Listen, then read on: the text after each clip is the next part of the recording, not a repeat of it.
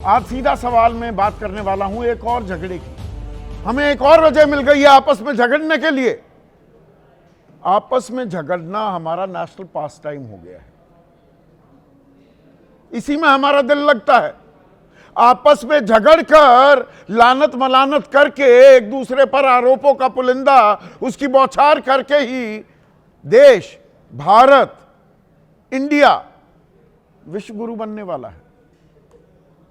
पहले हिंदू मुसलमान होता था बात बात पर, आज भी चल रहा है, ऐसा नहीं कि वो खत्म हो गया, लेकिन उसके साथ एक समानांतर धारा और आ गई। अब संत समाज आपस में झगड़ रहा है, भिड़ रहा है। पहले स्टूडियोज में नेशनल मीडिया शाम को क्या करता था, वो मुर्गे लड़ाए जाते थे। मौलाना एक तरफ एक हिंदू धर्म गुरु। अब संत और महंत आपस में भिड़ रहे हैं पिछले 10 दिनों से। लेकिन हमने झगड़े की एक और वजह तलाश ली है,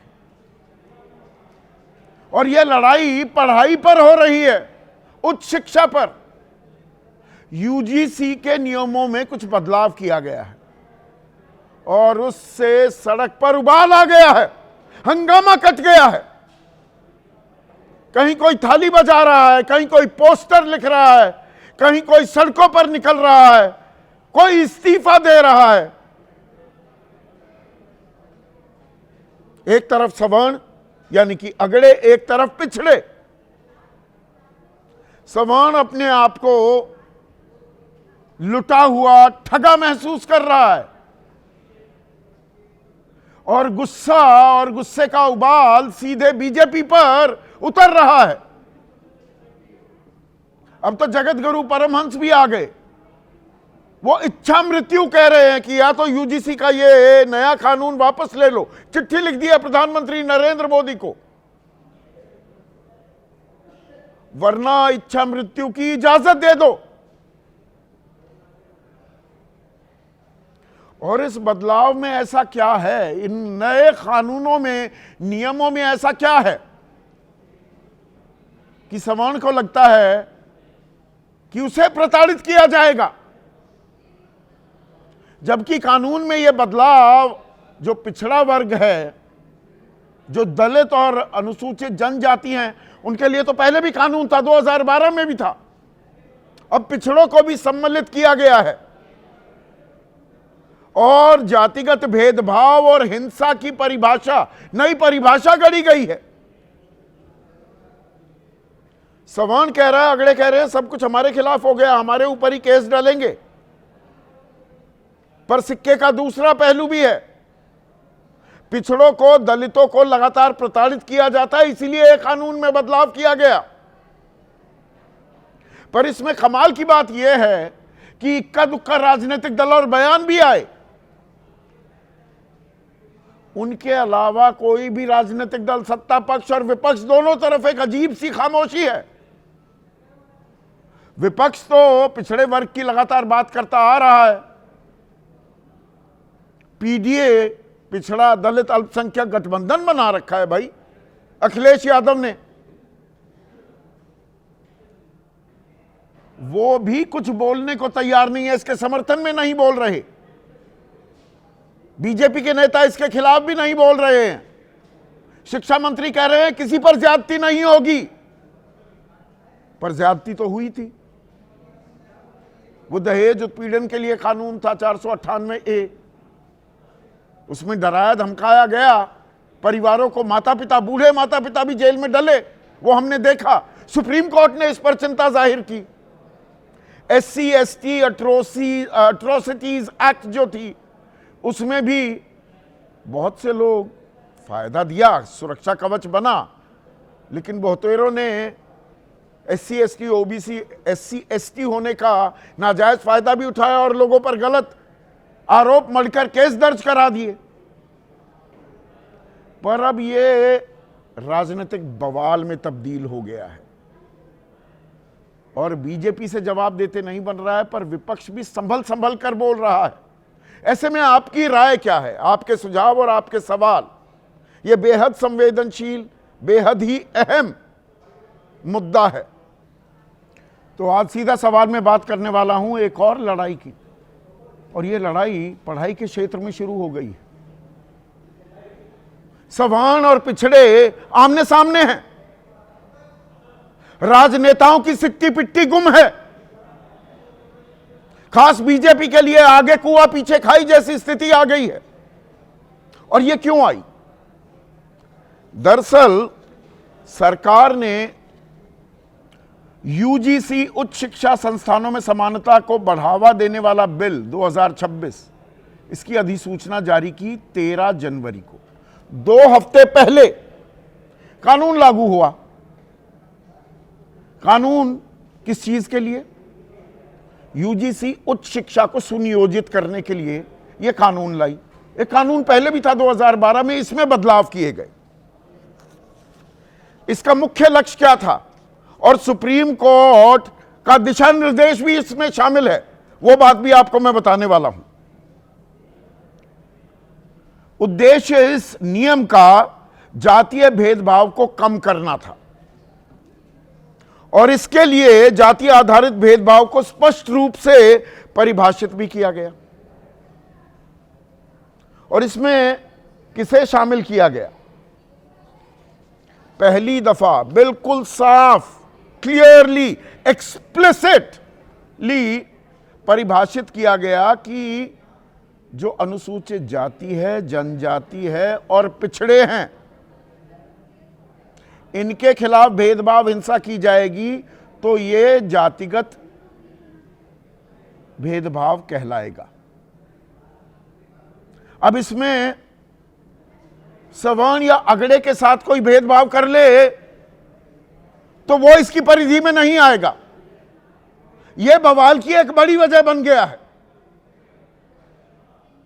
कि अरे भाई, पिछड़ों के साथ हो जाए, दलित के साथ हो जाए, एसटी के साथ हो जाए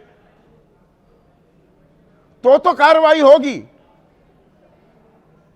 और अगर अगड़े के साथ हो जाए, भेदभाव तो कहीं भी हो सकता है। इसमें दायरा जो था परिभाषा का वो और व्यापक भी किया गया। 2012 में अनुसूचित जाति और जनजाति के लिए था भेदभाव परिभाषित। अब इसमें जाति, धर्म, लिंग, दिव्यांगता, जन्म स्थान ये भी शामिल हो गए।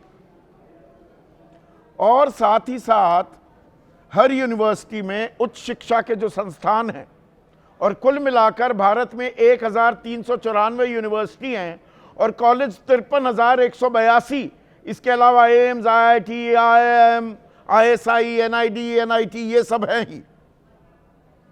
तो इनमें एक इक्वल अपॉर्चुनिटी सेंटर यानी कि समान अवसर केंद्र खोला जाएगा, और इस समान अवसर केंद्र में अनुसूचित जाति, अनुसूचित जनजाति, महिला और विकलांग का होना जरूरी है, और साथ ही साथ पिछड़े भी। और साल में 2 बार बैठक होगी। यहां भी अगड़ा होना जरूरी नहीं है, कोई अनिवार्यता नहीं है। अब आगे खेल क्या आता है? आगे खेल ये कि अगर इन कानूनों का पालन नहीं किया गया तो उस संस्थान के अस्तित्व को रद्द कर दिया जाएगा। मतलब वो संस्थान काम ही नहीं कर पाएगा, वो पढ़ाई लिखाई के इस काम में जुड़ ही नहीं पाएगा। इसका असर कितने छात्रों पर पड़ने वाला है, थोड़ी सी ये जानकारी भी आपके लिए जरूरी है। उच्च शिक्षण संस्थानों में कुल 4,33,00,000 छात्र हैं। इनमें 1,63,00,000 यानी कि लगभग 38% ये पिछड़े हैं। 66,23,000 अनुसूचित जाति हैं। अनुसूचित जनजाति 27,10,000 हैं, और 1,76,00,000 ये अगड़े या सामान्य वर्ग के छात्र हैं। अब पहले क्या था? ये जो बदलाव किए गए, जैसा मैंने आपको बताया, SC ST छात्रों पर केंद्रित था परिभाषा का ये खेल भी, और जो कानून था भाई उनके हकों की, उनके हितों की रक्षा करनी थी। सजा की अनिवार्यता नहीं थी 2012 का जो कानून था, और कमेटी की शक्तियां भी सीमित थी, जिस कमेटी का, समान अवसर समिति का मैंने जिक्र किया, और जांच की कोई समय सीमा नहीं थी। अब क्या किया जा रहा है? जातीय भेदभाव में पिछड़ों को शामिल कर लिया गया, सजा अनिवार्य होगी, और पुलिस जैसी शक्तियां मिल गई हैं इक्वल अपॉर्चुनिटी कमिटीज को, और 15 दिन के भीतर प्राथमिक जांच जरूरी हो गई है। यानी कि आप सामान्य वर्ग के अगड़े या सवर्ण छात्र हैं, आपके खिलाफ शिकायत कर दी तो जांच होगी ही होगी। इसी बात को लेकर गुस्सा है, और ये देश के अलग अलग हिस्सों में आपको प्रदर्शन करते छात्र दिखाई दे रहे हैं, और यूपी तो इसका केंद्र बन गया है। बागपत में थालियां बजाई जा रही हैं, हापुड़ में पोस्टर चस्पा कर दिए गए हैं कि ये सवर्ण का घर है, बीजेपी वालों को यहां आने की जरूरत नहीं है, हमसे वोट ना मांगो, वोट की चोट। यह खेल शुरू हो गया है। दिल्ली में यूजीसी हेडक्वार्टर्स के बाहर सवर्ण सेना का प्रदर्शन हुआ, लखनऊ में लखनऊ यूनिवर्सिटी के छात्रों का प्रदर्शन, वाराणसी में सामान्य वर्ग के छात्रों का जिला मुख्यालय पर विरोध प्रदर्शन हुआ, जयपुर में करणी सेना, ब्राह्मण महासभा, कायस्थ महासभा, वैश्य संगठनों का प्रदर्शन, रांची में रांची यूनिवर्सिटी के आर्यभट्ट ऑडिटोरियम में छात्रों का प्रदर्शन। वो एक जज ने तो इस्तीफा दे दिया कि ये छात्रों का हित नहीं है, इसमें सवर्णों के साथ नाइंसाफी की जा रही है। पर ये एक ही तस्वीर दिखाई जा रही है क्या? ये दरअसल कानून क्यों आया? सुप्रीम कोर्ट का दिशा निर्देश भी था। 2016 में रोहित वेमुला, एक पीएचडी का छात्र, आत्महत्या कर ली थी, दलित था, और 2019 में एक छात्रा, उसने भी आत्महत्या कर ली थी। तो पायल तडवी, सुप्रीम कोर्ट ने कहा ये मामले लगातार बढ़ते जा रहे हैं, परिभाषा को और व्यापक बनाने की जरूरत है, और कानून को थोड़े दांत देने की जरूरत है। अब पिछड़े वर्ग का हाल क्या है, उसकी एक वानगी आपको दिखाता हूं। एक रोहिणी आयोग बना था, पिछड़ा आयोग। बीजेपी उसकी ताल ठोकते थकती नहीं है। 13 एक्सटेंशन हुए, राष्ट्रपति के पास रिपोर्ट है, आज तक रिपोर्ट सार्वजनिक नहीं हुई, लेकिन कुछ अंश सामने आए थे, और कुछ तो शिक्षा मंत्रालय खुद मानने को तैयार है। 2025 की रिपोर्ट बता रहा हूं। सेंट्रल यूनिवर्सिटीज 40 है तादाद, ओबीसी के कुल पद हैं 423, भरे कितने गए? 84, खाली 339, यानी कि 80% पद खाली। एससी के 308 पद भरे, 111 खाली, 197, 64% खाली। अनुसूचित जनजाति के 144 पद भरे, सिर्फ 24 खाली, 120, 83% खाली। समझ रहे हैं आप हाल क्या है? और इसमें एक आंकड़ा और आपको बताना जरूरी हो जाता है। 1% पिछड़ा वर्ग जो है वो 50% से ज्यादा नौकरियां और दाखिले उन पर कब्जा कर लेता है। 990 से ज्यादा ऐसी जातियां हैं पिछड़े वर्ग में, उनको एक भी दाखिला, एक भी नौकरी नहीं मिली। 950 के करीब ऐसी जातियां हैं जिन्हें 2.86% दाखिले और नौकरियां मिली। तो भेदभाव यहां किया जा रहा है। अच्छा, पिछड़े हो तो पिछड़े को पिछड़ा ही रहने दो।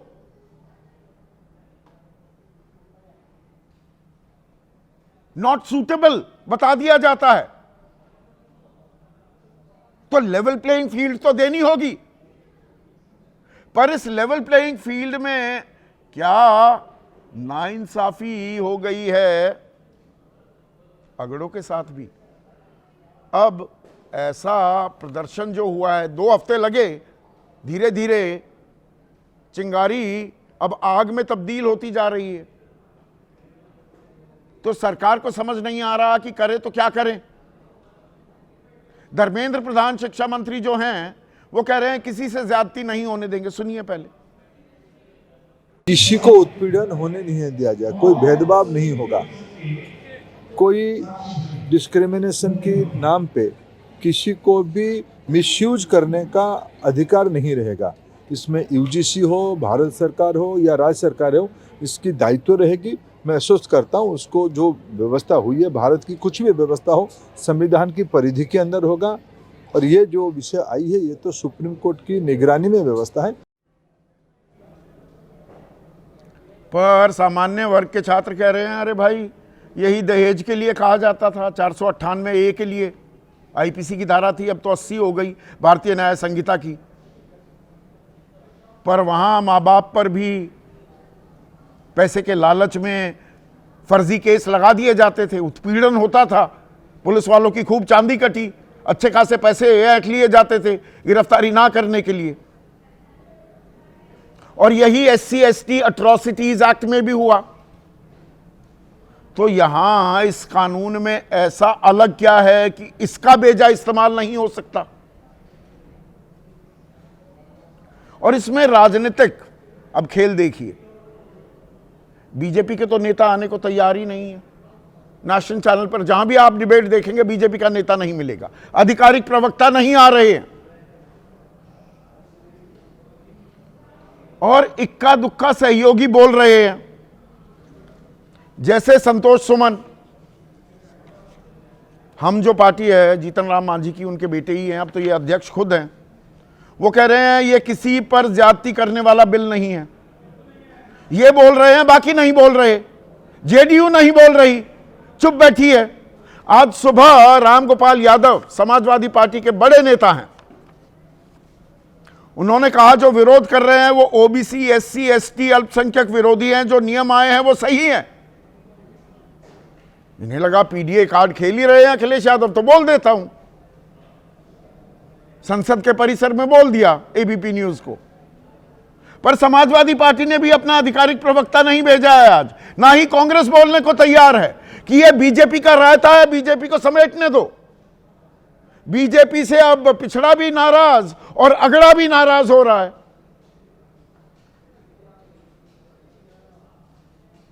पर इससे पढ़ाई का भला हो रहा है, देश का भला हो रहा है, किसका भला हो रहा है? और क्या ये रायता जो ये लगातार फैल रहा है ये समेटा जा सकेगा भी? आज इसी पर चर्चा करने वाला हूं। ऐसे में आज का सीधा सवाल, हिंदू मुसलमान, संत सरकार, अब सवर्ण ओबीसी पर तकरार। ये रोज हमें कलेश करना ही है, किसी न किसी बात पर झगड़ा करना है। काम की, विकास की बातें ये बिल्कुल मुख्य धारा से दूर होती जा रही है। और यूजीसी की लड़ाई बीजेपी के आगे कुआं पीछे खाई।